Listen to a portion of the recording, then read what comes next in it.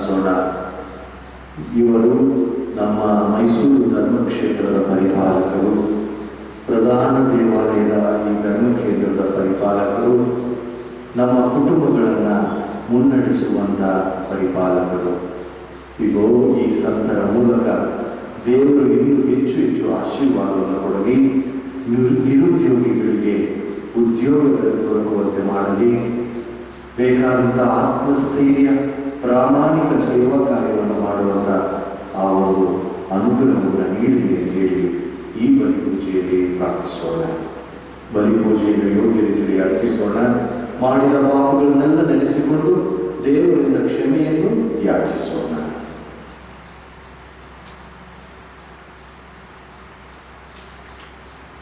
ಸರ್ವಶಕ್ತ ದೇವರಿಗೂ ಸಹೋದರ ಸಹೋದರಿಯರೇ, ನಿಮಗೂ ಯೋಚನೆಯಿಂದಲೂ ನುಡಿಯಿಂದಲೂ ನಡತೆಯಿಂದಲೂ ಕರ್ತವ್ಯ ಲೋಪದಿಂದಲೂ ನಾನು ಅನೇಕ ಪಾಪಗಳನ್ನು ಮಾಡಿದೆನೆಂದು ನಿವೇದಿಸುತ್ತೇನೆ. ನನ್ನ ಪಾಪವೇ, ನನ್ನ ಪಾಪವೇ, ನನ್ನ ಮಹಾಪಾಪವೇ.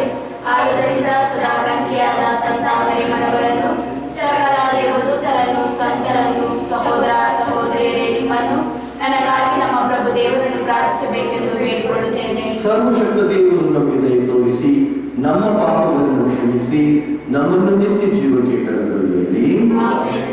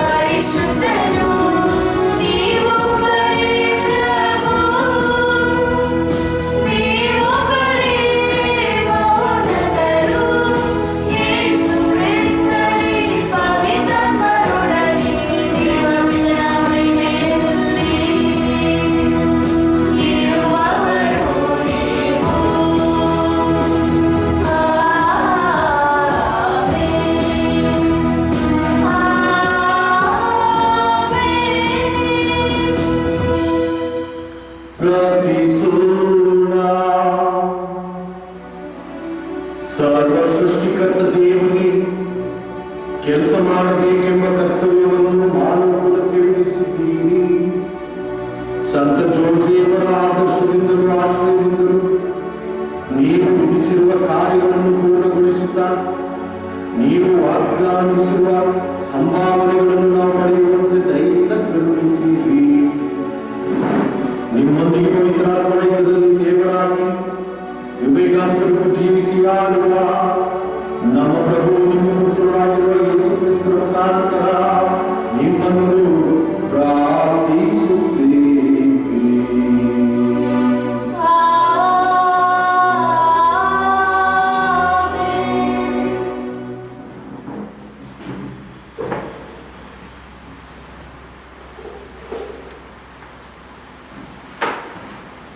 ಆದಿಕಾಂಡದಿಂದ ವಾಚನ. ದೇವರು ನಮ್ಮಂತೆಯೇ ಇರುವ ಹಾಗೂ ನಮ್ಮನ್ನು ಹೋಲುವ ಮನುಷ್ಯರನ್ನು ಉಂಟು ಮಾಡೋಣ. ಅವರು ಸಮುದ್ರದಲ್ಲಿರುವ ಮೀನುಗಳ ಮೇಲೆಯೂ ಅಂತರಿಕ್ಷದಲ್ಲಿ ಹಾರಾಡುವ ಪಕ್ಷಿಗಳ ಮೇಲೆಯೂ ದೊಡ್ಡ ಚಿಕ್ಕ ಸಾಕು ಪ್ರಾಣಿ ಹಾಗೂ ಕಾಡು ಮೃಗಗಳ ಮೇಲೆಯೂ ನೆಲದ ಮೇಲೆ ಹರಿದಾಡುವ ಕ್ರಿಮಿಕೀಟಗಳ ಮೇಲೆಯೂ ದೊರೆತನ ಮಾಡಲಿ ಎಂದರು. ಹೀಗೆ ದೇವರು ಸೃಷ್ಟಿಸಿದರು, ನರರನ್ನು ತಮ್ಮ ಹೋಲಿಕೆಯಲ್ಲಿ ಸೃಷ್ಟಿಸಿದರು, ಅವರನ್ನು ದೇವಾನುರೂಪದಲ್ಲಿ ಸೃಷ್ಟಿಸಿದರು, ಅವರನ್ನು ಸ್ತ್ರೀ ಪುರುಷರನ್ನಾಗಿ. ಅವರನ್ನು ದೇವರು ಆಶೀರ್ವದಿಸಿ, ನೀವು ಅಭಿವೃದ್ಧಿಯಾಗಿ ಅನೇಕ ಮಕ್ಕಳನ್ನು ಪಡೆಯಿರಿ, ಭೂಮಿಯಲ್ಲಿ ಹರಡಿಕೊಂಡು ಅದನ್ನು ವಶಪಡಿಸಿಕೊಳ್ಳಿರಿ, ಸಮುದ್ರದ ಮೀನುಗಳ ಮೇಲೆಯೂ ಆಕಾಶದ ಪಕ್ಷಿಗಳ ಮೇಲೆಯೂ ಭೂಮಿಯಲ್ಲಿ ಚಲಿಸುವ ಎಲ್ಲ ಪ್ರಾಣಿಗಳ ಮೇಲೆಯೂ ದೊರೆತನ ಮಾಡಿರಿ. ಇನ್ನು ಭೂಮಿಯಲ್ಲಿರುವ ಎಲ್ಲ ಥರದ ದವಸ ಧಾನ್ಯಗಳನ್ನು, ಹಣ್ಣು ಹಂಪಲುಗಳನ್ನು ನಿಮಗೆ ಆಹಾರವಾಗಿ ಕೊಟ್ಟಿದ್ದೇನೆ. ಇದಲ್ಲದೆ ಭೂಮಿಯ ಮೇಲೆ ತಿರುಗಾಡುವ ದೊಡ್ಡ ಚಿಕ್ಕ ಮೃಗಗಳಿಗೂ, ಆಕಾಶದಲ್ಲಿ ಹಾರಾಡುವ ಪಕ್ಷಿಗಳಿಗೂ, ನೆಲದಲ್ಲಿ ಹರಿದಾಡುವ ಕ್ರಿಮಿಕೀಟಗಳಿಗೂ ಹುಲ್ಲು ಸೊಪ್ಪುಗಳನ್ನು ಆಹಾರವಾಗಿ ಕೊಟ್ಟಿದ್ದೇನೆ ಎಂದು ಹೇಳಿದರು. ಹಾಗೆಯೇ ಆಯಿತು. ತಾವು ಸೃಷ್ಟಿಸಿದ ಎಲ್ಲವನ್ನು ದೇವರು ನೋಡಿದರು, ಅವೆಲ್ಲವೂ ಬಹಳ ಚೆನ್ನಾಗಿತ್ತು. ಪರಲೋಕ ಭೂಲೋಕಗಳು ಅವುಗಳಲ್ಲಿ ಇರುವ ಸಮಸ್ತವು ಹೀಗೆ ನಿರ್ಮಿತವಾದವು. ದೇವರು ತಮ್ಮ ಸೃಷ್ಟಿ ಕಾರ್ಯವನ್ನು ಮುಗಿಸಿಬಿಟ್ಟು 7ನೆಯ ದಿನದಲ್ಲಿ ವಿಶ್ರಮಿಸಿಕೊಂಡರು. ಆ 7ನೆಯ ದಿನವು ಪರಿಶುದ್ಧವಾಗಿರಲಿ ಎಂದು ಆಶೀರ್ವದಿಸಿದರು. ತಮ್ಮ ಸೃಷ್ಟಿ ಕಾರ್ಯವನ್ನೆಲ್ಲ ಮುಗಿಸಿ ಆ ದಿನದಂದು ವಿಶ್ರಮಿಸಿಕೊಂಡ ಕಾರಣ ಹಾಗೆ ಮಾಡಿದರು. ಪ್ರಭುವಿನ ವಾಕ್ಯ. ದೇವರಿಗೆ ಕೃತಜ್ಞತೆ ಸಲ್ಲಲಿ. ಕೀರ್ತನೆ ಶ್ಲೋಕ.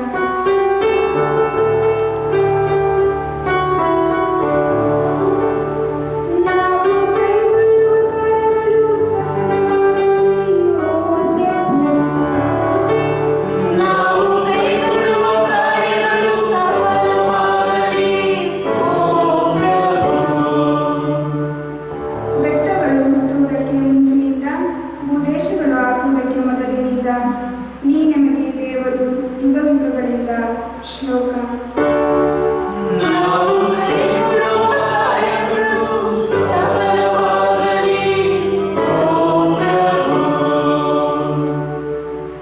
ಇಳೆಯ ಮಾನವರನ್ನು ನೀ ಮಣ್ಣು ಪಾಲಾಗಿಸುತ್ತಿವೆ, ನರಪುತ್ರರೇ ಮರಳಿ ಮಣ್ಣಿಗೆ ಸೇರಿರಿ ಎನ್ನುತ್ತಿವೆ. ನಿನ್ನ ದೃಷ್ಟಿಯಲ್ಲಿ ಪ್ರಭು ಸಹಸ್ರ ವರ್ಷ, ಈರುಳಿನೊಂದು ಜಾವ ಗತಿಸಿ ಹೋದ ಒಂದು ದಿವಸ. ಶ್ಲೋಕ.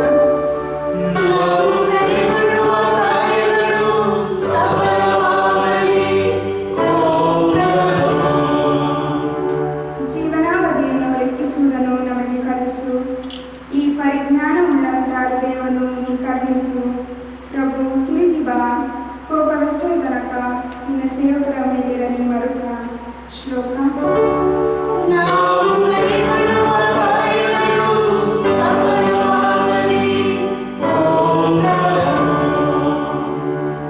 ಹೃದಯದಲ್ಲಿ ತೋರಿಸುವನು ನಿನ್ನ ಕೃಪೆಯಿಂದ ಹರ್ಷಿಸಿ ಆನಂದಿಸುವೆವು. ಆಗ ದಿನದಾದ್ಯಂತ ಪ್ರಕಟವಾಗಲಿ ನಿನ್ನ ರಕ್ಷಾ ಕಾರ್ಯ ಭಕ್ತರಿಗೆ, ನಿನ್ನ ಮಹಿಮಾಶಕ್ತಿ ಅವರ ಸಂತಾನಕ್ಕೆ. ಶ್ಲೋಕ.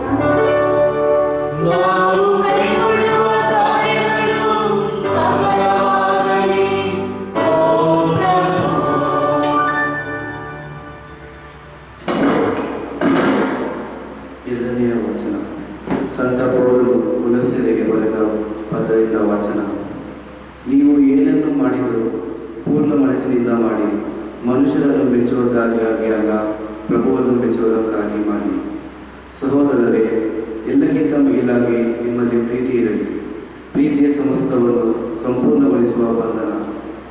ನಿಮ್ಮ ಋಣ್ಮನಗಳು ಕ್ರಿಸ್ತ ಯೇಸುವಿನ ಶಾಂತಿ ಸಮಾಧಾನದಿಂದ ತುಂಬಿರಲಿ. ನೀವು ಒಂದೇ ಶರೀರವಾಗಿ ಬಾಳಲು ಕರೆಯಲ್ಪಟ್ಟಿದ್ದೀರಿ. ಕೃತಜ್ಞತೆಯುಳ್ಳವರಾಗಿ ಜೀವಿಸಿರಿ. ನುಡಿಯಲ್ಲಾಗಲಿ ನಡೆಯಲ್ಲಾಗಲಿ ನೀವು ಏನು ಮಾಡಿದರೂ ಯೇಸು ಸ್ವಾಮಿ ಹೆಸರಿನಲ್ಲಿ ಮಾಡಿರಿ. ಅವರ ಮುಖಾಂತರವೇ ಪಿತನಾದ ದೇವರಿಗೆ ಕೃತಜ್ಞತೆಯನ್ನು ಸಲ್ಲಿಸಿರಿ. ನೀವು ಏನನ್ನು ಮಾಡಿದರೂ ಪೂರ್ಣ ಮನಸ್ಸಿನಿಂದ ಮಾಡಿ, ಮನುಷ್ಯರನ್ನು ಮೆಚ್ಚುವುದಕ್ಕಾಗಿ ಅಲ್ಲ, ಪ್ರಭುವನ್ನು ಮೆಚ್ಚುವುದಕ್ಕಾಗಿ ಮಾಡಿ.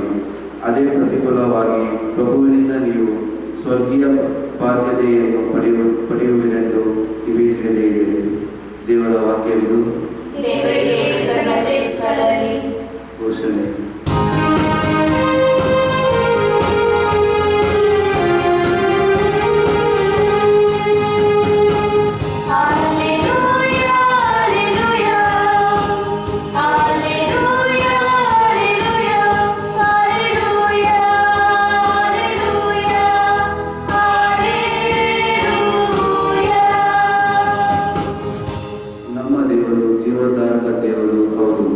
ಸಾವಿಂದ ತಪ್ಪಿಸುವ ಶಕ್ತಿ ಸ್ವಾಮಿ ದೇವರು.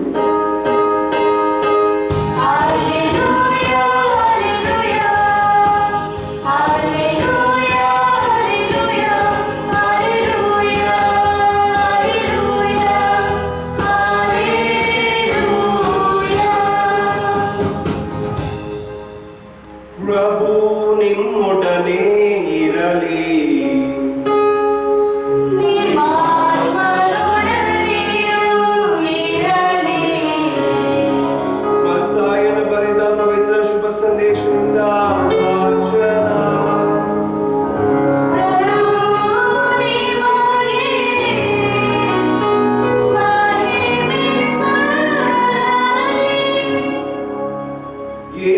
ತಮ್ಮ ಸ್ವಂತ ಊರಿಗೆ ಮರಳಿ ಬಂದು ಅಲ್ಲಿಯ ಪ್ರಾರ್ಥನಾ ಮಂದಿರದಲ್ಲಿ ಬೋಧನೆ ಮಾಡಿದರು.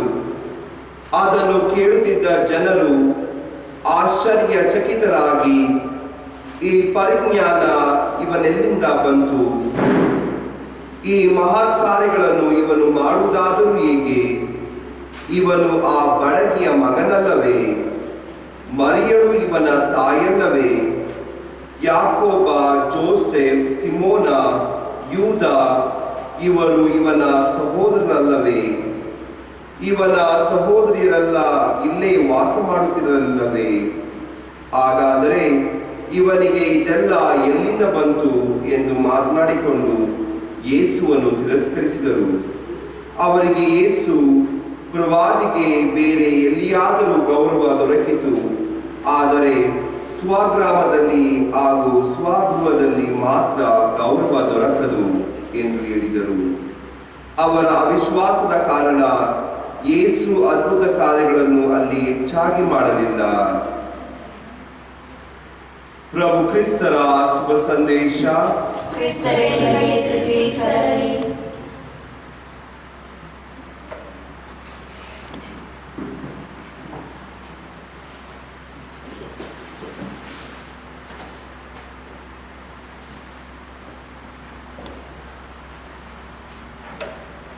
ಪ್ರಭು ಯೇಸು ಕ್ರಿಸ್ತನಲ್ಲಿ ನನ್ನೊಲವಿನ ಸಹೋದರ ಸಹೋದರಿಯರೇ,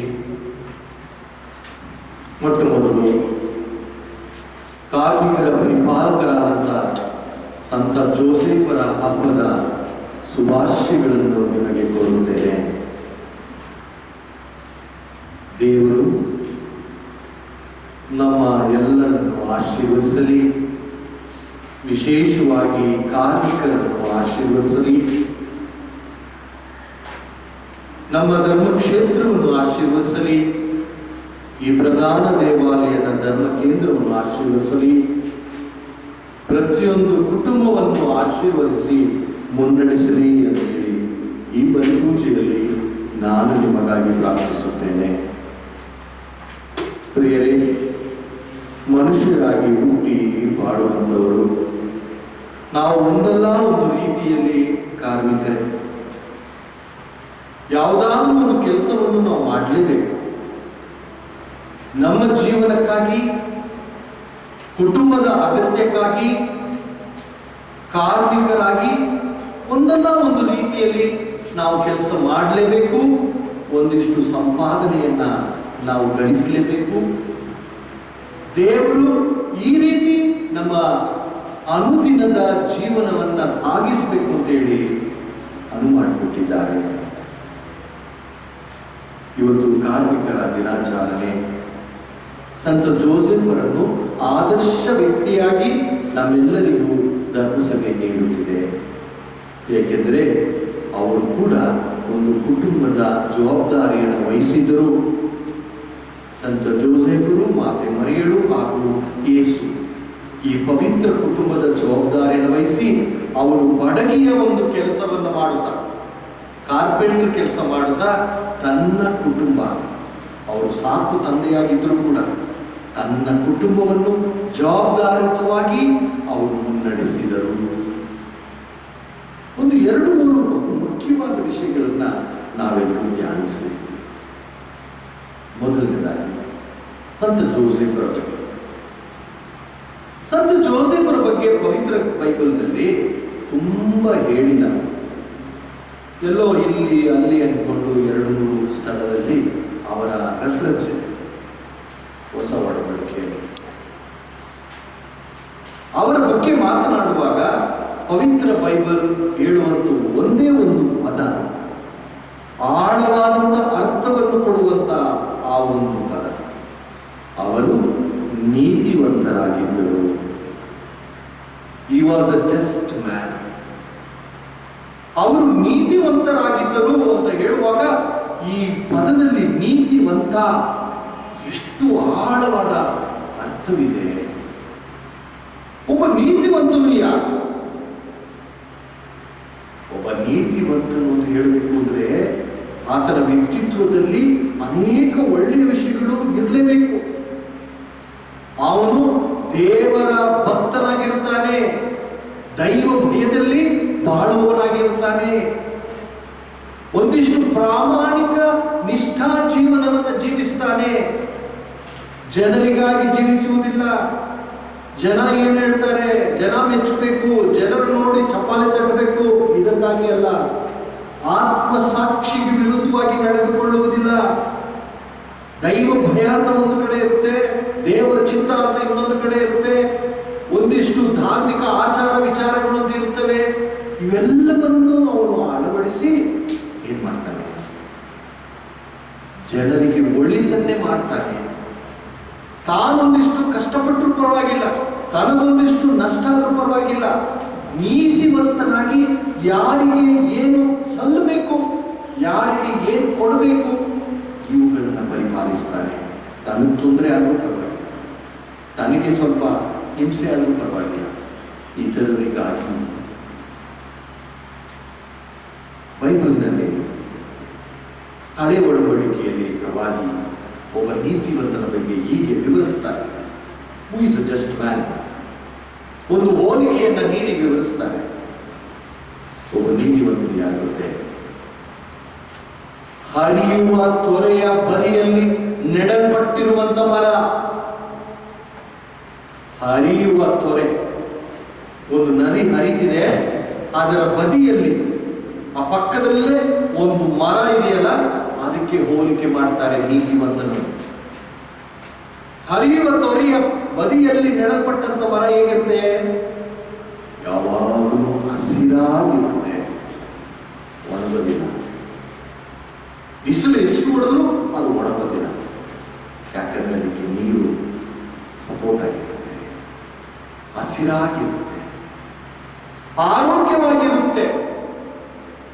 ಫ್ರೆಶ್ ವಾಟರ್ ಅಲ್ವಾ, ಆರೋಗ್ಯವಾಗಿರುತ್ತೆ, ಒಳ್ಳೆ ಹಣ್ಣುಗಳನ್ನ ಕೊಡುತ್ತೆ, ದಟ್ಟ ಪುಷ್ಟವಾಗಿ ಬೆಳೆದಿರುತ್ತೆ, ಎಲ್ಲರಿಗೂ ನೆರಳನ್ನ ಕೊಡುತ್ತೆ, ಹಸಿರಾಗಿ ಚಿಗುರೊಡೆದು ಯಾವತ್ತೂ ಅದು ಸಂತೋಷವಾಗಿ ಆ ಮರ ಇರಂಗೆ ಕಾಣುತ್ತೆ. ಒಬ್ಬ ನೀತಿವಂತನು ಹೀಗೆ ಎಷ್ಟೇ ಕಷ್ಟಗಳು ತೊಂದರೆಗಳು ಇದ್ರೂ ಆತ ಸಂತೋಷವಾಗಿರುತ್ತಾನೆ. ದೇವರಿಂದ ಅವನಿಗೆ ಬೇಕಾದಂತ ಆಶೀರ್ವಾದ ಅವನಿಗೆ ಸತತ ದೊರಕುತ್ತಾ ಇರುತ್ತೆ. ತನ್ನ ವ್ಯಕ್ತಿತ್ವದಲ್ಲಿ ಸದ್ಗುಣಗಳೇ ಎದ್ದು ಕಾಣುತ್ತವೆ. ಅವನು ದೇವರ ಆಶೀರ್ವಾದದಿಂದ ಆರೋಗ್ಯವಂತನಾಗಿರುತ್ತಾನೆ. ನೀತಿವಂತನು ಹೀಗೆ ಅಂತ ಹೇಳುವಾಗ ಸಂತ ಜೋಸೆಫರು ಹಾಗೆಯೇ, ಸಂತ ಜೋಸೆಫರು ಈ ರೀತಿ ನೀತಿವಂತರಾಗಿದ್ದರು. ದೇವರ ಅನುಗ್ರಹವನ್ನು ಪಡೆದವರು, ಇತರರ ಒಳಿತಿಗಾಗಿಯೇ ಕೊಟ್ಟಂತ ಜವಾಬ್ದಾರಿಯನ್ನ ಆ ಪವಿತ್ರ ಕುಟುಂಬಕ್ಕೆ ಏನ್ ಬೇಕು ಅದನ್ನ ನೆರವೇರಿಸಿದವರು. ಇವರ ಆದರ್ಶ ಇವತ್ತು ನಮಗೆ, ಇವರ ಮಾದರಿ ಉದಾಹರಣೆ ಇವತ್ತು ನಮಗೆ. ನಾವು ಒಂದಲ್ಲ ಒಂದು ರೀತಿಯಲ್ಲಿ ಕಾರ್ಮಿಕರಾಗಿರುವಾಗ ಆಫೀಸಲ್ಲಿ ಕೆಲಸ ಮಾಡಿದ್ರೂ ಪರವಾಗಿಲ್ಲ, ಅಥವಾ ದಿನನಿತ್ಯ ಕೂಲಿ ಕೆಲಸ ಮಾಡಿದ್ರೂ ಸರಿ, ನಾವು ದೊಡ್ಡ ದೊಡ್ಡ ಪ್ರಮಾಣದಲ್ಲಿ ಕೆಲಸ ಮಾಡಿದ್ರೂ ಸರಿ, ಅಥವಾ ಸಣ್ಣ ಪುಟ್ಟ ದಿನನಿತ್ಯ ಕೆಲಸ ಮಾಡಿ ಸಂಪಾದನೆ ಮಾಡಿ ಬದುಕಿದ್ರು ಸರಿ, ಎಲ್ಲವೂ ಒಂದೇ. ದೇವರ ಕಣ್ಣಿಗೆ ಎಲ್ಲವೂ ಒಂದೇ. ನಮ್ಮ ಕಣ್ಣಿಗೆ ಇವ್ರು ನಮ್ಮ ಸಾಹೇಬರು, ಇವ್ರು ನನ್ನ ಹಾಳು ಅಂತ ನಾವು ಲೆಕ್ಕ ಹಾಕ್ಬೋದು. ಆದರೆ ದೇವರ ಕಣ್ಣೆದುರಿಗೆ ಎಲ್ಲರೂ ಒಂದೇ. ಅವರವರ ಅಂತಸ್ತಿಗೆ ತಕ್ಕಂತೆ ಜವಾಬ್ದಾರಿ ಇದೆ. ಅವರವರ ಅಂತಸ್ತಿಗೆ ತಕ್ಕಂತೆ ಅವರ ಸಾಮರ್ಥ್ಯಕ್ಕೆ ಅನುಗುಣವಾಗಿ ಅವರು ಜವಾಬ್ದಾರಿಯುತವಾಗಿ ಕೆಲಸ ಕಾರ್ಯಗಳನ್ನು ಮಾಡಲೇಬೇಕು. ಇಲ್ಲಿ ಮೇಲು ಕೀಳು ಅನ್ನೋದು ಬರೋದಿಲ್ಲ. ಸ್ವಲ್ಪ ಯೋಚನೆ ಮಾಡಿ ನೋಡೋಣ. ಅವನೊಬ್ಬ ತೋಟಗಾರ ಕೆಲಸ, ಅವನು ಆಟೋ ಡ್ರೈವರು, ಅವನು ವೆಜಿಟೇಬಲ್ ವ್ಯಾಪಾರ ಮಾಡೋನು, ಅವನು ದಾರಿ ಕೆಲಸ ಮಾಡೋನು, ಅಥವಾ ಅವನು ರಸ್ತೆ ಗುಡಿಸೋನು, ಅವನು ಮೋರಿ ಕ್ಲೀನ್ ಮಾಡೋನು ಅಂತ ನಾವು ಲೆಕ್ಕ ಹಾಕಿದ್ರೆ ಇವತ್ತು ಏನಾಗುತ್ತೆ ಸಮಾಜದಲ್ಲಿ? ಏರುಪೇರಾಗುತ್ತೆ. ಆದರೆ ಮನುಷ್ಯರಾದ ನಾವುಗಳು ಏರುಪೇರಿಂದಲೇ ಮೇಲು ಕೀಳುತ್ತಲೇ ಮಾಡ್ತಾ ಇರೋದು. ಡಿಗ್ನಿಟಿ ಆಫ್ ಲೇಬರ್ ಅಂತ ಒಂದಿದೆ, ಕಾರ್ಮಿಕರಿಗಿರುವಂತ ಘನತೆ ಅಂತ ಒಂದಿದೆ. ಅದನ್ನ ಕಾಪಾಡಬೇಕು, ಅದನ್ನ ಗೌರವಿಸಬೇಕು. ಅದನ್ನ ನಾವೆಲ್ಲರೂ ಮನಸ್ಸಲ್ಲಿ ಇಟ್ಕೊಂಡು ನಾನೆಷ್ಟು ದೊಡ್ಡ ವ್ಯಕ್ತಿಯಾಗಿ ದೊಡ್ಡ ಒಂದು ಕಚೇರಿಯಲ್ಲಿ ಕೆಲಸ ಮಾಡ್ತೀನೋ ಅಷ್ಟೇ ಮುಖ್ಯ ಬೀದಿಯಲ್ಲಿ ನನ್ನ ಮನೆ ಎದುರು ನನ್ನ ಮನೆ ಒಳಗೆ ಕೆಲಸ ಮಾಡುವವರು ಕೂಡ ಇದನ್ನು ಮರೆಯಬಾರದು. ಡಿಗ್ನಿಟಿ ಆಫ್ ಲೇಬರ್, ಕೆಲಸಗಾರರಿಗಿರುವಂಥ ಘನತೆ ಇದೆಯಲ್ಲ, ಅದನ್ನ ನಾವು ಯಾವ ಕಾರಣಕ್ಕೂ ತೀಕ್ಷ್ಣವಾಗಿ ಕಡಿಮೆ ಮಾಡಬಾರ್ದು. ಅವನ ಕೆಲಸಕ್ಕೆ ಅವನ ಆಫೀಸರೇ, ಅವನ ಕೆಲಸಕ್ಕೆ ಅವನು ದೊಡ್ಡವನೇ. ಒಂದು ವೇಳೆ ಅವನ ಕೆಲಸಕ್ಕೆ ಬರೆದೋದ್ರೆ ಗೊತ್ತಾಗುತ್ತೆ ನಮಗೆ ಎಷ್ಟು ಗಬ್ಬೆದ್ದು ಹೋಗುತ್ತೆ ಅಂತಲ್ವಾ, ಎಷ್ಟು ಕಷ್ಟ ಆಗುತ್ತೆ ಅಂತ. ಕೆಲಸಕ್ಕೆ ನಾವು ಜನರು ನಮ್ಮ ಜೊತೆ ಇಲ್ಲದೆ ಹೋದ್ರೆ ಎಷ್ಟು ತೊಂದರೆ ಆಗುತ್ತೆ ಅಂತ ಆಗ್ಲಿ ಗೊತ್ತಾಗುತ್ತೆ. ಅದಕ್ಕಾಗಿ ಎಲ್ಲರನ್ನು ಗೌರವಿಸಬೇಕು. ಎಲ್ಲ ಕೆಲಸ ಮಾಡುವವರಿಗೂ ಒಂದು ಘನತೆ ಇದೆ ಅಂತೇಳಿ ಮರೆಯಬಾರದು. ಸಾಧಾರಣವಾಗಿ ನಾವು ತಪ್ಪು ಮಾಡ್ಬೋದು. ದೊಡ್ಡವರು ಒಂದು ಫೀಸ್ ಕೇಳಿದಾಗ ಎಷ್ಟೇ ಸಾವಿರ ಆಗಲಿ ಎಷ್ಟೇ ಲಕ್ಷ ಆಗಲಿ ಕೊಟ್ಬಿಡ್ತೀವಿ. ಅವ್ರು ಮೋಸ ಮಾಡಿದ್ರು ಪರವಾಗಿಲ್ಲ. ದೊಡ್ಡ ಆಸ್ಪತ್ರೆಗೆ ಹೋದ್ರೆ, ಲಾಯರ್ ಹತ್ರ ಹೋದ್ರೆ, ದೊಡ್ಡ ಒಂದು ಕನ್ಸಲ್ಟೇಷನ್ ಅಂತ ಹೋದ್ರೆ, ದೊಡ್ಡ ದೊಡ್ಡ ಕೆಲಸಕ್ಕೆ ಅವ್ನು ಎಷ್ಟೇ ದೊಡ್ಡ ಬಿಲ್ ಕೊಟ್ಟರು ತಕ್ಷಣ ಕೊಟ್ಬಿಡ್ತೀವಿ. ಸಾಲ ಮಾಡಿ ಅದನ್ನು ಕೊಟ್ಬಿಡ್ತೀವಿ. ಯಾಕಂದ್ರೆ ದೊಡ್ಡ ಕೆಲಸ. ಆದರೆ ಸಣ್ಣ ಪುಟ್ಟ ಕೆಲಸ ಮಾಡುವಾಗ ಚೌಕಾಸಿ ಮಾಡ್ತೀವಿ. ಆ ವೆಜಿಟೇಬಲ್ ವ್ಯಾಪಾರ ಮಾಡೋರಂತ ಹೋಗಿ 2 ರೂಪಾಯಿ 3 ರೂಪಾಯಿಗೆ ಚೌಕಾಸಿ ಮಾಡ್ತೀವಿ. ಆಟೋದಲ್ಲಿ ಬಂದಾಗ ಇಳಿದಾಗ ಅವನ ಜೊತೆ 2 ರೂಪಾಯಿ 2-3 ರೂಪಾಯಿಗೆ ಚೌಕಾಸಿ ಮಾಡ್ತೀವಿ. ಅದರಲ್ಲಿ ತುಂಬ ದುಡ್ಡು ನಾವು ಏನೋ ಶೇಖರಿಸೋಕೆ ನಮ್ಮ ಮನಸ್ಸು ತಪ್ಪು. ಇಂಥವರಿಗೆ, ಬಡಬಗ್ಗರಿಗೆ, ಕಷ್ಟಪಟ್ಟು ಮಳೆ ಬಿಸಿಲು ಅಂತ ಹೇಳಿ ಧೂಳು ರಸ್ತೆ ಅಂತ ಹೇಳ್ಕೊಂಡು ಕೆಲಸ ಮಾಡ್ತಾರಲ್ಲ, ಅವ್ರಿಗೆ ಇನ್ನೊಂದು 2 ರೂಪಾಯಿ ಹೆಚ್ಚು ಕೊಡ್ಬೇಕು, ಇನ್ನೊಂದು 5 ರೂಪಾಯಿ ಹೆಚ್ಚು ಕೊಡ್ಬೇಕು ಅವ್ರು ಕೇಳೋ ಮುಂಚೆ. ಆಗ ಅವರ ಘನತೆಯನ್ನು ನಾವು ಗೌರವಿಸ್ತೀವಿ. ಅನೇಕ ಸಂದರ್ಭದಲ್ಲಿ ನಾವು ಚೌಕಾಸಿ ಮಾಡೋದು ಇಂಥವರ, ನಾವು ಏಮಾರಿ ಹೋಗೋದು ದೊಡ್ಡವರು. ಇಲ್ಲ, ಬೇರೆ ಇವತ್ತು ಕಾರ್ಮಿಕರ ದಿನಾಚರಣೆ ಅಂತ ಹೇಳುವಾಗ ಸಂತ ಜೋಸೆಫರ ಆದರ್ಶವನ್ನು ನಾವು ತೆಗೆದುಕೊಂಡಾಗ ಈ ವಿಷಯದಲ್ಲಿ ಯಾವತ್ತೂ ಪ್ರಾಮಾಣಿಕತೆಯಿಂದ ನಡ್ಕೋಬೇಕು. ಅದೇ ದೇವರು ನಮ್ಮನ್ನು ಕೇಳುವುದು. ಎಲ್ಲರನ್ನು ಗೌರವಿಸಬೇಕು. ಎಲ್ಲರಿಗೂ ನಾವು ಒಂದಿಷ್ಟು ಉದಾರತೆಯನ್ನು ತೋರಿಸಬೇಕು. ಆಗ ದೇವರು ಬೇರೆಯವರಿಂದ ನಮಗೆ ಉದಾರತೆಯನ್ನು ತೋರಿಸುವರು, ನಮಗೆ ದೇವರ ಆಶೀರ್ವಾದವನ್ನು ಕೊಡುವರು. ಇನ್ನೊಂದು ಮುಖ್ಯವಾದಂಥ ವಿಷಯ ಗೊತ್ತಾ, ದೇವರು ಒಂದಲ್ಲ ಒಂದು ರೀತಿಯಲ್ಲಿ ನಮಗೆ ಅವಕಾಶಗಳನ್ನು ಕೊಡುತ್ತಾ, ಆಶೀರ್ವಾದಗಳನ್ನು ಕೊಡುತ್ತಾ, ಪ್ರತಿಭೆಗಳನ್ನ ಕೊಡುತ್ತಾ ಎಷ್ಟೋ ನಮಗೆ ನೆರವಾಗ್ತಾರೆ. ಆದರೆ ನಾವೇ ಅವುಗಳನ್ನು ಕಳ್ಕೊತಿದ್ದೀವಿ. ಸೋಮಾರಿತನ, ಮನೆಯಲ್ಲೇ ಇರೋದು, ಬೇಡದ ಮಾತುಗಳನ್ನು ಹೋಗೋದು, ಕೆಲಸಕ್ಕೆ ಹೋಗೋದನ್ನು ಬಿಟ್ಟು ಬೇರೆ ಎಲ್ಲ ಕೆಲಸ ಮಾಡೋದು. ಅವಕಾಶ ದೇವರು ಕೊಡ್ತಿದ್ದಾರೆ, ನಮಗೆ ಆರೋಗ್ಯ ಕೊಟ್ಟಿದ್ದಾರೆ, ನಮಗೆ ದೇವರು ಎಷ್ಟೋ ರೀತಿಯಲ್ಲಿ ಆಶೀರ್ವಾದ ಕೊಡ್ತಿದ್ದಾರೆ. ಅವುಗಳನ್ನು ತೊರೆದು ಕೆಲಸ ಇಲ್ಲ, ಕೆಲಸವನ್ನು ಕಳ್ಕೊಂಡ್ಮೇಲೆ ನನ್ನ ಕೆಲಸ ಇಲ್ಲ, ನಾನು ಏನು ಮಾಡಲಿ, ಕುಟುಂಬಕ್ಕೆ ಏನು ಮಾಡಲಿ ಅಂತ ಹೇಳ್ಕೊಂಡು ಇಲ್ಲಿ ಅಲ್ಲಿ ಇರ್ಕೊಂಡು ಅಲೆದಾಡುವುದು. ದೇವರು ಕೊಟ್ಟಿರುವಂಥ ಅವಕಾಶಗಳನ್ನು, ಆಶೀರ್ವಾದಗಳನ್ನು ನಾವು ಯಾವತ್ತೂ ನಮ್ಮ ಕೈಯಿಂದ ಜಾರಿ ಹೋಗದಂತೆ ನೋಡ್ಕೋಬೇಕು. ಪ್ರಾಮಾಣಿಕವಾಗಿ ಕೆಲಸ ಮಾಡಬೇಕು. ನಾನು ಯಾರಿಗಾಗೂ ಕೆಲಸ ಮಾಡ್ತೀನಿ ಅಂತಿಲ್ಲ, ದೇವರಿಗಾಗಿ ಕೆಲಸ ಮಾಡ್ತೀನಿ ಅನ್ನೋದಿಲ್ಲ. ಅವ್ರು ಹಾಗೆ ಹೇಳಿದ್ರು, ಇವ್ರು ಹೀಗೆ ಹೇಳಿದ್ರು, ನನ್ನಲ್ಲಿ ಹೋಗೋಕ್ಕಾಗಲ್ಲ, ನಾನು ಹೀಗಿರೋಕ್ಕಾಗಲ್ಲ ಅಂದ್ಕೊಂಡು ಯಾವುದೋ ಒಂದು ಬೇಡದ ಕಾರಣವನ್ನು ಕೊಟ್ಟು ಸಮಯವನ್ನೂ ವೇಸ್ಟ್ ಮಾಡ್ತೀವಿ, ಅವಕಾಶಗಳನ್ನು ವೇಸ್ಟ್ ಮಾಡ್ತೀವಿ. ದೇವರು ಕೊಟ್ಟಂತ ಜವಾಬ್ದಾರಿಯನ್ನು ಕೂಡ ನಿರ್ವಹಿಸಲು ನಾವು ಮರೆತು ಹೋಗ್ತೀವಿ. ನಮ್ಮನ್ನೇ ನಂಬಿ ಬಾಡಿರುವಂತ ಎಷ್ಟೋ ಜನರಿದ್ದಾರೆ. ಕೆಲಸದ ಜಾಗದಲ್ಲಿ ಇರ್ಬೋದು, ಕುಟುಂಬದಲ್ಲೇ ಆಗ್ಬೋದು, ಸಮಾಜದಲ್ಲೇ ಆಗ್ಬೋದು. ಅವರನ್ನ ಮರೆತು ನಮ್ಮದೇ ಆದ ಸ್ವಾರ್ಥದಲ್ಲಿ ಮಾಡುತ್ತೇವೆ. ಮರಿಬಾರ್ದು. ದೇವರ ಆ ಒಂದು ಸೃಷ್ಟಿಯ ಕಾರ್ಯ, ಎಲ್ಲವನ್ನೂ ಸೃಷ್ಟಿ ಮಾಡಿದಾಗ, ಇದರ ಮೊದಲನೇ ವಾಚಕದಲ್ಲಿ ಓದಿದಾಗ, ತನ್ನ ಸ್ವರೂಪದಲ್ಲಿ ಮನುಷ್ಯನನ್ನು ಸೃಷ್ಟಿಸಿರುವಾಗ ಅದೇ ಸೃಷ್ಟಿಯ ಕಾರ್ಯದ ಒಂದು ಭಾಗವಾಗುತ್ತೇವೆ ನಮ್ಮ ಕೆಲಸ ಕಾರ್ಯಗಳ ಮುಖಾಂತರ. ದೇವರು ಒಂದೊಂದು ಪ್ರಾಣಿಯಾಗಲಿ ಪಕ್ಷಿಯಾಗಲಿ ಯಾವುದನ್ನೇ ಸೃಷ್ಟಿ ಮಾಡಿದ ಮೇಲೆ ಇದು ಒಳಿತಾಗಿದೆ ಅಂತ ಹೇಳಿ, ದಿಸ್ ಇಸ್ ಗುಡ್ ಅಂತ ಹೇಳಿ. ಹಾಗೆಯೇ ನಮಗೆ ಜವಾಬ್ದಾರಿ ಕೊಟ್ಟಿರುವಾಗ ನಾವು ಮಾಡುವಂತ ಕೆಲಸ ಕಾರ್ಯಗಳು ಮುಗಿದಾಗ ದಿಸ್ ಇಸ್ ಗುಡ್ ಅಂತ ನಾವು ಹೇಳಬೇಕು, ಇತರರಿಗೆ ಇದು ಒಳಿತಾಗಿದೆ. ಯಾರಿಗೆ? ಕೆಲಸ ಮಾಡುವುದು ಮಾತ್ರ ಅಲ್ಲ, ಅದರ ಉಪಯೋಗ ಪಡೆಯುವುದು, ಇದು ಒಳಿತಾಗಿದೆ. ಇಂಥ ಮನೋಭಾವ ನನ್ನ ಅಗತ್ಯ. ಸಹೋದರ ಸಹೋದರಿಯರೇ, ಸಂತ ಜೋಸೆಫರ ಆದರ್ಶ ನಮಗಿರಲಿ. ಇವತ್ತು ಈ ಕಾರ್ಮಿಕರ ದಿನಾಚರಣೆಯನ್ನು ಆಚರಿಸುವಾಗ ಈಗ ಹೇಳಿದ ಕೆಲವು ವಿಷಯಗಳನ್ನು ಮರೆಯದೆ ಮಾಡೋಣ. ಸಂತ ಜೋಸೆಫರಂತೆ ಪ್ರಾಮಾಣಿಕರಾಗಿ, ನಿಷ್ಠಾವಂತರಾಗಿ, ದೈವ ಭಕ್ತಿ ಉಳ್ಳವರಾಗಿ, ನೀತಿವಂತರಾಗಿ ಬಾಳಿಕೆ ಕೆಲಸ ಮಾಡಲಿಕ್ಕೆ ಪ್ರಯತ್ನಿಸೋಣ. ಸೋಮಾರಿತನವನ್ನು ತೊರೆದು ದೇವರು ಕೊಟ್ಟಿರುವಂಥ ಅವಕಾಶಗಳು, ಪ್ರತಿಭೆಗಳನ್ನು ಉಪಯೋಗಿಸಿ ನಾವು ನಮ್ಮ ಕೆಲಸ ಕಾರ್ಯಗಳನ್ನು ಮಾಡೋಣ.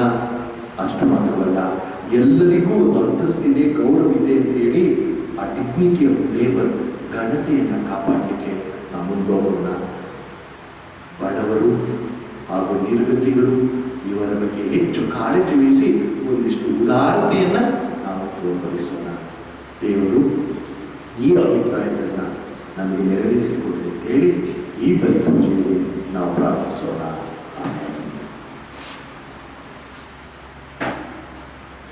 ವಿಶ್ವಾಸ ಪ್ರಮಾಣ.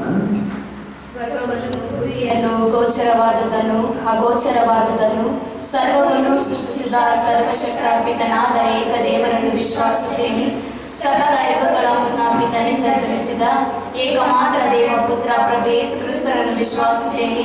ಇವರು ದೇವರಿಂದ ದೇವರು, ಬೆಳಕಿನಿಂದ ಬೆಳಕು, ನಿಜ ದೇವರಿಂದ ನಿಜ ದೇವರು, ಜನಿಸಿಯೂ ಸೃಷ್ಟಿಯಾಗದೆ ಪಿತನ ಸಹ ಸ್ವಭಾವಿಯಾಗಿರುವರು. ಇವರ ಮುಖಾಂತರವೇ ಸಕಲವು ಸೃಷ್ಟಿಯಾಯಿತು. ಇವರು ಮಾನವರಾದ ನಮಗಾಗಿಯೂ ನಮ್ಮ ರಕ್ಷಣೆಗಾಗಿಯೂ ಸ್ವರ್ಗದಿಂದ ಇಳಿದು ಬಂದರು ಮತ್ತು ಪವಿತ್ರಾತ್ಮನಿಂದ ಕನ್ಯಾಮರಿಯಮ್ಮನವರಲ್ಲಿ ಮನುಷ್ಯರಾದರು. ಪೋನ್ಷಿಯಸ್ ಪಿಲಾತನ ಅಧಿಕಾರದಲ್ಲಿ ನಮಗಾಗಿ ಶಿಲುಬೆಗೆ ಏರಿಸಲ್ಪಟ್ಟು ಮೃತರಾಗಿ ಸಮಾಧಿ ಮಾಡಲ್ಪಟ್ಟರು. ಗ್ರಂಥಗಳ ಪ್ರಕಾರವೇ ಮೂರನೆಯ ದಿನ ಪುನರ್ಜೀವಂತರಾಗಿ ಎದ್ದರು. ಸ್ವರ್ಗಕ್ಕೇರಿ ಪಿತನ ಬಲಗಡೆಯಲ್ಲಿ ಆಸೀನರಾಗಿರುವರು. ಅಲ್ಲಿಂದ ಜೀವಂತರಿಗೂ ಮೃತರಿಗೂ ತೀರ್ಪು ಕೊಡಲು ಮಹಿಮೆಯೊಂದಿಗೆ ಮರಳಿ ಬರುವರು. ಅವರ ರಾಜ್ಯಕ್ಕೆ ಅಂತ್ಯವಿರದು.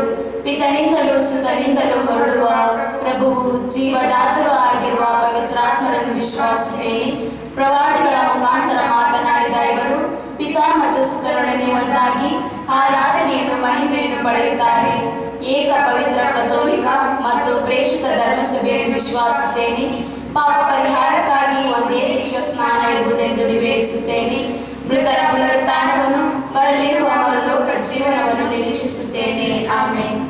ಪ್ರಿಯ ಸಹೋದರ ಸಹೋದರಿಯರೇ, ನಾವು ಇಂದು ಕಾರ್ಮಿಕರ ಪರಿಪಾಲಕರಾದ ಸಂತ ಜೋಸೆಫ್ ಹಬ್ಬವನ್ನು ಆಚರಿಸುತ್ತಿರುವಾಗ ಅವರ ಆದರ್ಶ ಜೀವನ ನಮಗೆ ಮಾರ್ಗದರ್ಶನವಾಗಲಿ ಎಂದು ಪ್ರಾರ್ಥಿಸುತ್ತಾ ನಮ್ಮ ಕೋರಿಕೆಗಳನ್ನು ತಂದೆಯಾದ ದೇವರ ಚರಣಕ್ಕೆ ಈಗ ಸಮರ್ಪಿಸೋಣ.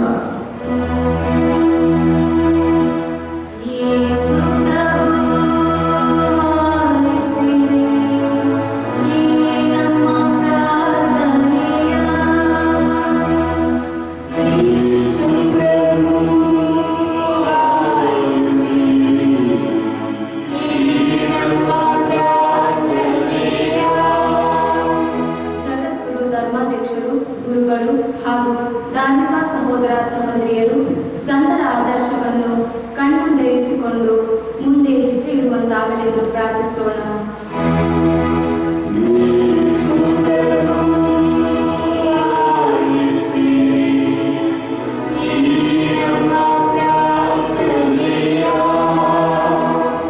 ನಮ್ಮ ದೇಶದ ರಾಜಕೀಯ ಮುಖಂಡರು ಹಾಗೂ ಅಧಿಕಾರಿಗಳು ತಮ್ಮ ಸ್ವಾರ್ಥವನ್ನು ಬದಿಗೊತ್ತಿ ಪರರ ಸೇವೆಯನ್ನು ಮಾಡುವಂತಾಗಲೆಂದು ಪ್ರಾರ್ಥಿಸೋಣ.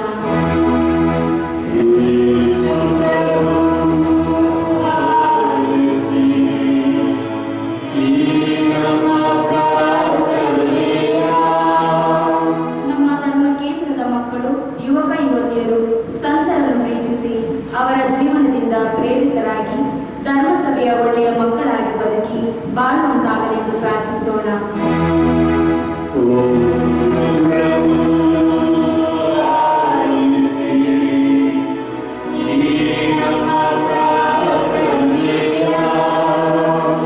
ಇಲ್ಲಿ ನೆರೆದಿರುವ ನಾವೆಲ್ಲರೂ ಸಂತರ ದಿನದಂದು ಆ ದಯಾಮಯ ದೇವರ ಪ್ರೀತಿಗೆ ಪಾತ್ರರಾಗಿ ನಮ್ಮ ಜೀವನಗಳನ್ನು ಬೆಳಗಿಸಿಕೊಳ್ಳುವಂತಾಗಲೆಂದು ಪ್ರಾರ್ಥಿಸೋಣ.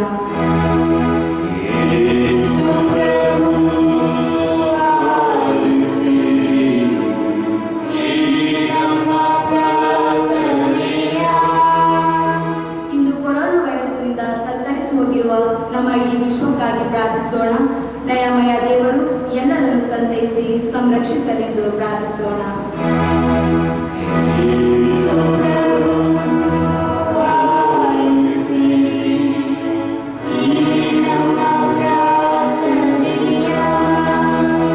ನಮ್ಮ ಸ್ವಂತ ಅಭಿಪ್ರಾಯಗಳಿಗಾಗಿ ಈಗ ಪ್ರಾರ್ಥಿಸೋಣ. ನಮ್ಮ ಅಂತರಂಗದಲ್ಲಿರುವಂತಹ ಒಂದೊಂದು ಕೋರಿಕೆಯನ್ನು ಸಂತ ಜೋಸೆಫ್ರ ಮೂಲಕ ದೇವರು ದಯಪಾಲಿಸಲಿ ಅಂತ ಹೇಳಿ ಭಕ್ತಿಯಿಂದ ಪ್ರಾರ್ಥಿಸೋಣ.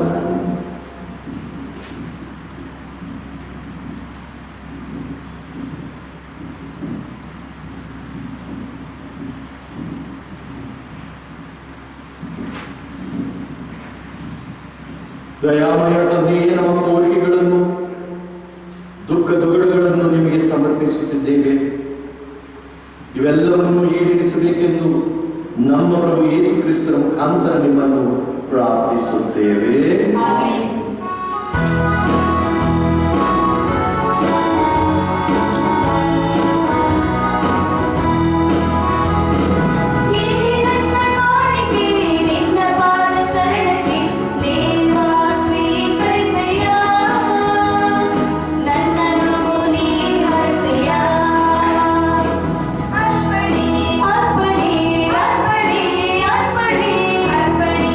ಸಮರ್ಪಣೆ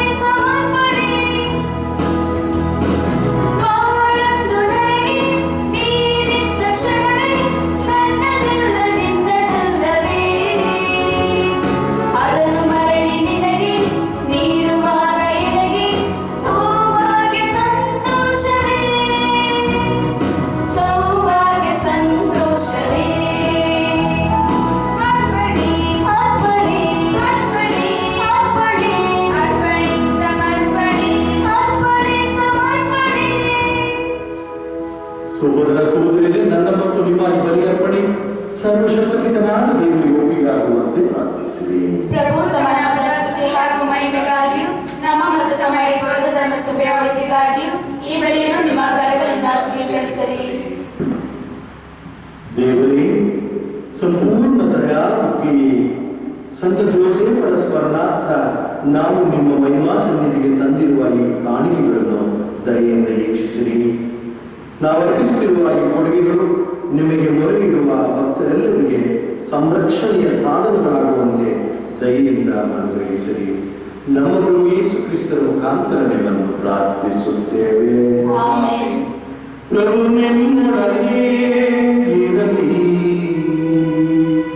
ನಿಮ್ಮ ಆತ್ಮದೊಡನೆಯೂ ಇರಲಿ. ನಿಮ್ಮ ಆಳುಗಳನ್ನು ಮೇಲಕ್ಕೆತ್ತಿರಿ. ಪ್ರಭುವಿನ ಕಡೆಗೆ ಎತ್ತಿದ್ದೇವೆ. ನಮ್ಮ ಪ್ರಭು ದೇವರಿಗೆ ಕೃತಜ್ಞತೆಯನ್ನು ಸಲ್ಲಿಸೋಣ. ಅದು ಯೋಗ್ಯ ಮತ್ತು ನ್ಯಾಯವಾಗಿದೆ. ಪ್ರಭು ಪವಿತ್ರ ಪಿತನೇ, ಸರ್ವಶಕ್ತರಾದ ನಿತ್ಯ ದೇವರೇ, ನಾವು ಎಂದೆಂದೂ ನಿಮಗೆ ಕೃತಜ್ಞತೆಯನ್ನು ಸಲ್ಲಿಸುವುದು ಸಂತ ಜೋಸೆಫನ ಸ್ಮರಣೆಯನ್ನು ನಿಮಗೆ ಯೋಗ್ಯ ಸ್ತುತಿ ಸಲ್ಲಿಸಿ ನಿಮ್ಮನ್ನು ಮಹಿಮೆಪಡಿಸಿ ಅರಸುವುದು ನಿಜವಾಗಿ ಯೋಗ್ಯವೂ ನ್ಯಾಯವೂ ಆಗಿದೆ. ನಮ್ಮ ಕರ್ತವ್ಯವೂ ರಕ್ಷಣೆಯೂ ಆಗಿದೆ. ಏಕೆಂದರೆ ಪವಿತ್ರಾತ್ಮನ ಶಕ್ತಿಯಿಂದ ಗರ್ಭಧರಿಸಿ ಕನ್ಯಾಮರಿಯಲ್ಲಿ ಜನಿಸಿದ ನಿಮ್ಮ ಏಕೈಕ ಪುತ್ರರು ನಮ್ಮ ಪ್ರಭುವಾದ ಯೇಸು ಕ್ರಿಸ್ತರು ಒಬ್ಬ ತಂದೆಯಂತೆ ನೋಡಿಕೊಳ್ಳಲು ನೀತಿವಂತರಾದ ಜೋಸೆಫರನ್ನು ನೇಮಿಸಿದ್ದೀರಿ. ನಿಮ್ಮ ಮನೆತನದ ಜವಾಬ್ದಾರಿಯನ್ನು ನೋಡಿಕೊಳ್ಳುವಂತೆ ನಿಷ್ಠೆ ಹಾಗೂ ವಿವೇಕವುಳ್ಳ ಸೇವಕರಾದವರನ್ನು ದೇವರ ಕನ್ಯಾ ಮಾತೆಗೆ ಪತಿಯನ್ನಾಗಿಯೂ ಕೊಟ್ಟಿರಿ.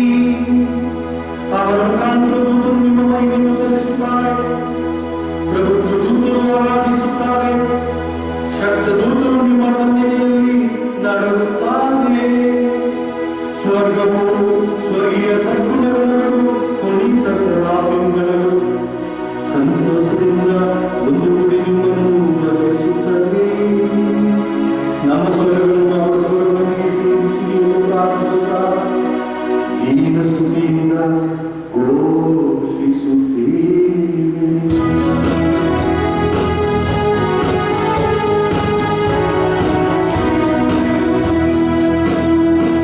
ಪರಿಶುದ್ಧರು ಪರಿಶುದ್ಧರು ಸೇನಾಧೀಶ್ವರ ಪ್ರಭು ದೇವರು. ಪರಿಶುದ್ಧರು ಪರಿಶುದ್ಧರು ಪರಿಶುದ್ಧರು ಪರಿಶುದ್ಧರು. ಇಹ ಪರಗಳು ನಿಮ್ಮ ಮಹಿಮೆಯಿಂದ ತುಂಬಿದೆ. ಮಹೋನ್ನತದಲ್ಲಿ ಹೋಸನ ಮಹೋನ್ನತದಲ್ಲಿ ಹೋಸನ ಮಹೋನ್ನತದಲ್ಲಿ ಹೋಸನ. ಪ್ರಭುವಿನ ನಾಮದಲ್ಲಿ ಬರುವವರು ಸ್ತುತಿಗೆ ಪಾತ್ರರು. ಮಹೋನ್ನತದಲ್ಲಿ ಹೋಸನ ಮಹೋನ್ನತದಲ್ಲಿ ಹೋಸನ ಮಹೋನ್ನತದಲ್ಲಿ ಹೋಸನ. ಪ್ರಭು ನೀವು ನಿಜವಾಗಿಯೂ ಪರಿಶುದ್ಧರು, ಸರ್ವ ಪರಿಶುದ್ಧತೆಯ ಬಗೆಯೂ ಇವೆ. ಈ ಕೊಡುಗೆಗಳ ಮೇಲೆ ನಿಮ್ಮ ಪವಿತ್ರಾತ್ಮಗಳನ್ನು ಸುರಿಸಿ ಪಾವನಗೊಳಿಸುವುದೆಂದು ಪ್ರಾರ್ಥಿಸುತ್ತೇವೆ. ನಮಗಿಗೂ ನಮ್ಮ ಪ್ರಭು ಯೇಸು ಕ್ರಿಸ್ತರ ಶರೀರ ಮತ್ತು ರಕ್ತವಾಗುವಂತೆ ಮಾಡಿ. ಅವರನ್ನು ಪರಾಧೀನ ಮಾಡಲಾದ ಸಮಯದಲ್ಲಿ ಸ್ವ ಇಚ್ಛೆಯಿಂದ ತಮ್ಮ ಯಾತನೆಗೆ ಒಳಗಾದಾಗ ಅವರು ರೊಟ್ಟಿಯನ್ನು ತೆಗೆದುಕೊಂಡು ಕೃತಜ್ಞತೆಯನ್ನು ಸಲ್ಲಿಸಿ ಅದನ್ನು ಮುರಿದು ತಮ್ಮ ಶಿಷ್ಯರಿಗೆ ಕೊಡುತ್ತಾ ಹೀಗೆಂದರು, ತೆಗೆದುಕೊಳ್ಳಿ, ಇದನ್ನು ನೀವೆಲ್ಲರೂ ಪೂಜಿಸಿರಿ, ಏಕೆಂದರೆ ಇದು ನಿಮಗಾಗಿ ಒಪ್ಪಿಸಲಾಗುವ ನನ್ನ ಶರೀರ.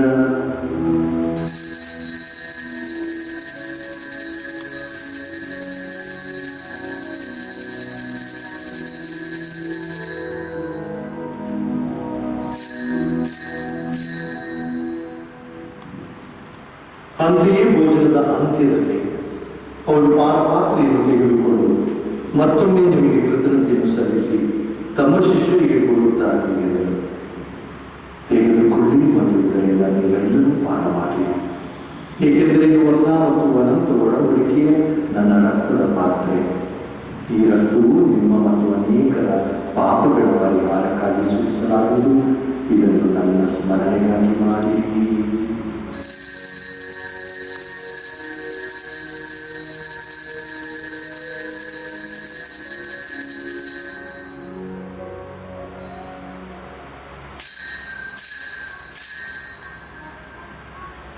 ವಿಶ್ವಾಸದ ರಹಸ್ಯ.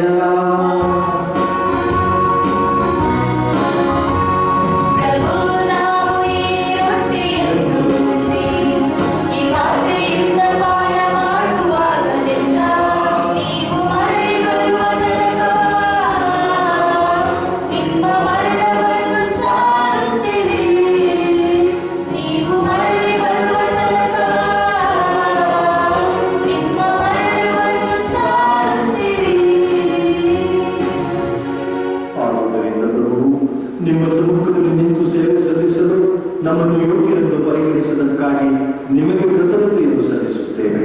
ಕ್ರಿಸ್ತರ ಮರಣ ಮತ್ತು ಪುನರುತ್ಥಾನದ ಸ್ಮರಣೆಯನ್ನು ಆಚರಿಸುತ್ತಾ ಜೀವವೀವ ರೊಟ್ಟಿಯನ್ನು ರಕ್ಷಣೀಯ ಪಾತ್ರೆಯನ್ನು ನಿಮಗೆ ಅರ್ಪಿಸುತ್ತೇವೆ.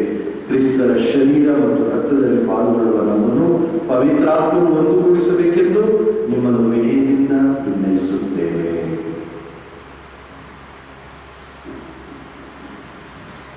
ಪ್ರಭು, ನಿಮ್ಮ ವಿಶ್ವರ ಧರ್ಮಸಭೆಯನ್ನು ಸ್ಮರಿಸಿಕೊಳ್ಳಿರಿ.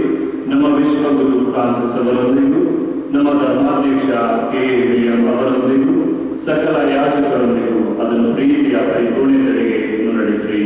ಪ್ರಭು, ಪುನರುತ್ಥಾನದ ನಿರೀಕ್ಷೆಯಲ್ಲಿ ವಿಶ್ರಮಿಸುತ್ತಿರುವ ನಮ್ಮ ಸಹೋದರ ಸಹೋದರಿಯರೆಲ್ಲರನ್ನ, ನಿಮ್ಮ ದಯೆಯಲ್ಲಿ ಮೃತರಾದ ಎಲ್ಲರನ್ನ ಸ್ಮರಿಸಿಕೊಳ್ಳಿರಿ. ಅವರನ್ನ ನಿಮ್ಮ ಸಮ್ಮುಖದ ಪ್ರಭೆಗೆ ಬರಮಾಡಿರಿ. ನಮ್ಮ ಮೇಲೆಯೂ ದಯ ತೋರಿರಿ.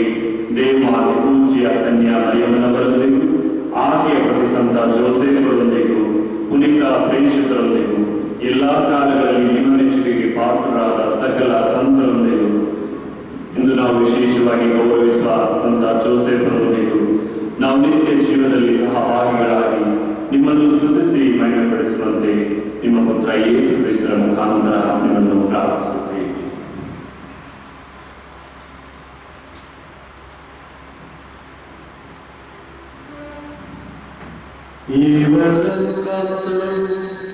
ಇವರೊಂದಿಗೂ ಸರ್ವಶಕ್ತ ತಂದೆಯ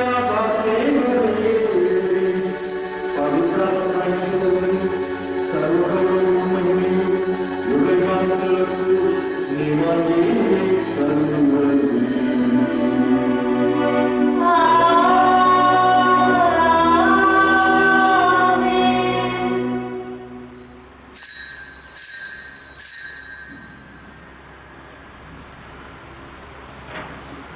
ರಕ್ಷಕರ ಆಜ್ಞೆ ಪ್ರಕಾರ ಮತ್ತು ದೈವಬೋಧನೆಯಿಂದ ಶಿಕ್ಷಿತರಾಗಿ ಧೈರ್ಯದಿಂದ ನಾವು ಹೇಳುತ್ತೇವೆ, ಸ್ವರ್ಗದಲ್ಲಿರುವ ನಿಮ್ಮ ತಂದೆಯೇ, ನಿಮ್ಮ ನಾಮ ಪೂಜಿತವಾಗಲಿ, ನಿಮ್ಮ ರಾಜ್ಯ ಬರಲಿ, ನಿಮ್ಮ ಚಿತ್ತ ಸ್ವರ್ಗದಲ್ಲಿ ನೆರವೇರುವ ಪ್ರಕಾರ ಭೂಮಿಯಲ್ಲಿಯೂ ನೆರವೇರಲಿ. ನಮ್ಮ ಅನುದಿನದ ಆಹಾರವನ್ನು ಇಂದು ನಮಗೆ ನೀಡಿರಿ. ನಮಗೆ ತಪ್ಪು ಮಾಡಿದವರನ್ನು ನಾವು ಕ್ಷಮಿಸುವ ಪ್ರಕಾರ ನಮ್ಮ ಪಾಪಗಳನ್ನು ಕ್ಷಮಿಸಿರಿ. ನಮ್ಮನ್ನು ಶೋಧನೆಗೊಳಪಡಿಸದೆ ಕೇಡಿನಿಂದ ನಮ್ಮನ್ನು ರಕ್ಷಿಸಿರಿ. ಪ್ರಭು, ಸಕಲ ಕೇಡುಗಳಿಂದ ನಮ್ಮನ್ನು ರಕ್ಷಿಸಲೆಂದು ಪ್ರಾರ್ಥಿಸುತ್ತೇವೆ. ನಿಮ್ಮ ದಯೆಯ ನೆರವನ್ನು ಪಡೆದು ಪಾಪದಿಂದ ಸದಾ ವಿಮುಕ್ತರಾಗಿ ಎಲ್ಲಾ ಸಂಕಷ್ಟಗಳಿಂದ ಸುರಕ್ಷಿತರಾಗಿರುವಂತೆ ನಿಮ್ಮ ಜೀವಮಾನದಲ್ಲಿ ಶಾಂತಿಯನ್ನು ದಯೆಯಿಂದ ಕರುಣಿಸಿರಿ. ನಾವು ಸ್ವರ್ಗಾನಂದವನ್ನು, ನಮ್ಮ ರಕ್ಷಕ ಯೇಸು ಕ್ರಿಸ್ತರ ಆಗಮನವನ್ನು ನಿರೀಕ್ಷಿಸುತ್ತಿದ್ದೇವೆ. ಏಕೆಂದರೆ ರಾಜ್ಯಭಾರವು, ಅಧಿಕಾರವು, ಮಹಿಮೆಯು ಯುಗಯುಗಾಂತರಕ್ಕೂ ನಿಮ್ಮದೇ. ಪ್ರಭು ಯೇಸು ಕ್ರಿಸ್ತರಿಗೆ, ನಿಮ್ಮ ಪ್ರೇಷಿತರಿಗೆ, ನಿಮಗೆ ಶಾಂತಿಯನ್ನು ಬಿಟ್ಟು ಹೋಗುತ್ತೇನೆ, ನನ್ನ ಶಾಂತಿಯನ್ನು ನಿಮಗೆ ಕೊಡುತ್ತೇನೆ ಎಂದು ಹೇಳಿದಿರಿ. ನಮ್ಮ ಪಾಪವನ್ನು ಲಕ್ಷಿಸದೆ ನಿಮ್ಮ ಧರ್ಮಸಭೆಗೆ ವಿಶ್ವಾಸವನ್ನು ನೀಕ್ಷಿಸಿರಿ. ನಮ್ಮೆಲ್ಲರಿಗೂ ನಿಮ್ಮ ಚಿತ್ತದ ಪ್ರಕಾರ ಶಾಂತಿಯನ್ನು, ಐಕ್ಯತೆಯನ್ನು ದಯೆಯಿಂದ ದಯಪಾಲಿಸಿರಿ. ಯುಗಯುಗಾಂತರಕ್ಕೂ ಜೀವಿಸಿ ಆಳುವ ನಿಮ್ಮನ್ನು ಪ್ರಾರ್ಥಿಸುತ್ತೇವೆ. ಆಮೆನ್. ಪ್ರಭುವಿನ ಶಾಂತಿ ಸದಾ ನಿಮ್ಮಲ್ಲಿರಲಿ. ನಿಮ್ಮ ಆತ್ಮದೊಂದಿಗೂ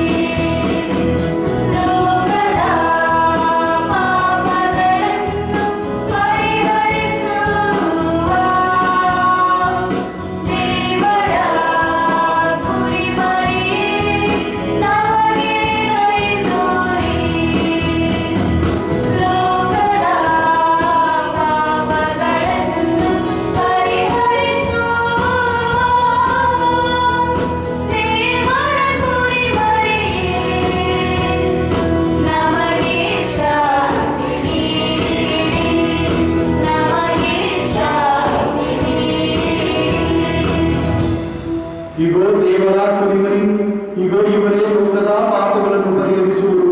ಕುರಿಮರಿಯ ಭೋಜನಕ್ಕೆ ಆಹ್ವಾನಿತರು ಭಾಗ್ಯವಂತರು.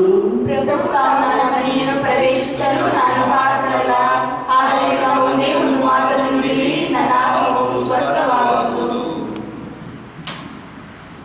ಅಮರ ಜೀವಕ್ಕೆ ಕ್ರಿಸ್ತರ ಶರೀರವು ರಕ್ತವು ನಮ್ಮನ್ನು ಕಾಪಾಡಲಿ.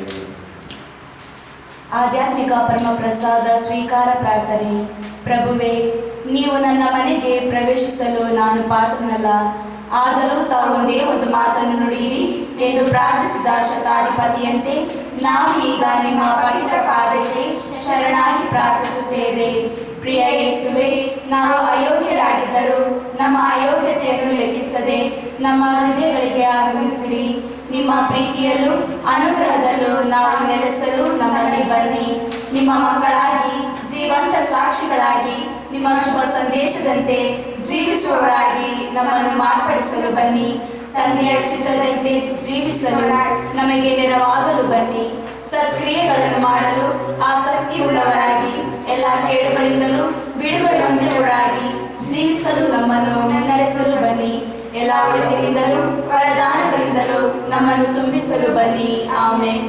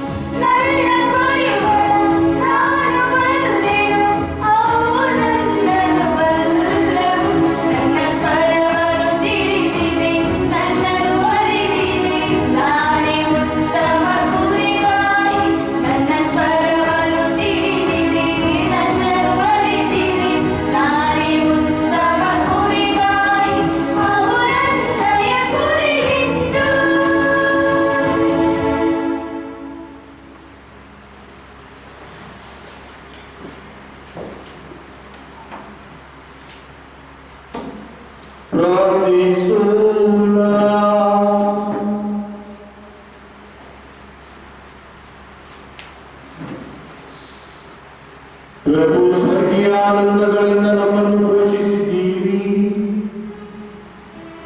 ಕಾರ್ಮಿಕರ ಪರಿಪಾಲಕರಾದ ಸಂತ ಜೋಸೆಫರ ಆದರ್ಶದಿಂದ ನಮ್ಮ ಹೃದಯಗಳಲ್ಲಿ ನಿಮ್ಮ ಪ್ರೀತಿಗೆ ಸಾಕ್ಷಿ ನೀಡುತ್ತಾ ನಿರಂತರ ಶಾಂತಿಯ ಫಲವನ್ನು ನಾವು ಸದಾ ಅನುಭವಿಸುವಂತೆ ಮಾಡಿದೆಂದು ನಿಮ್ಮನ್ನು ವಿನಯದಿಂದ ಬೇಡುತ್ತೇವೆ. ನಮ್ಮ ಪ್ರಭು ಕ್ರಿಸ್ತರ ಮುಖಾಂತರ ನಿಮ್ಮನ್ನು ಪ್ರಾರ್ಥಿಸುತ್ತೇವೆ.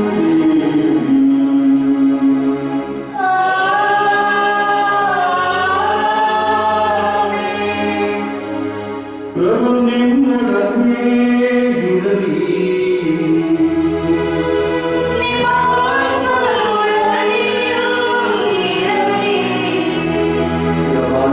ಆಶೀರ್ವಾದ ಪಡೆಯಿರಿ.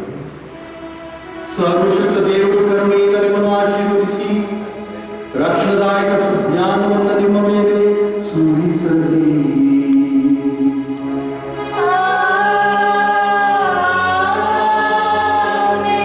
ವಿಶ್ವಾಸದ ಬೋಧನೆಗಳಿಂದ ದೇವರು ಸದಾ ನಿಮ್ಮನ್ನು ಪೋಷಿಸಿ ಅವರ ಪವಿತ್ರ ಕಾರ್ಯಗಳಲ್ಲಿ ನೀವು ಸತತ ಮುನ್ನಡೆಯುವಂತೆ ಮಾಡಲಿ.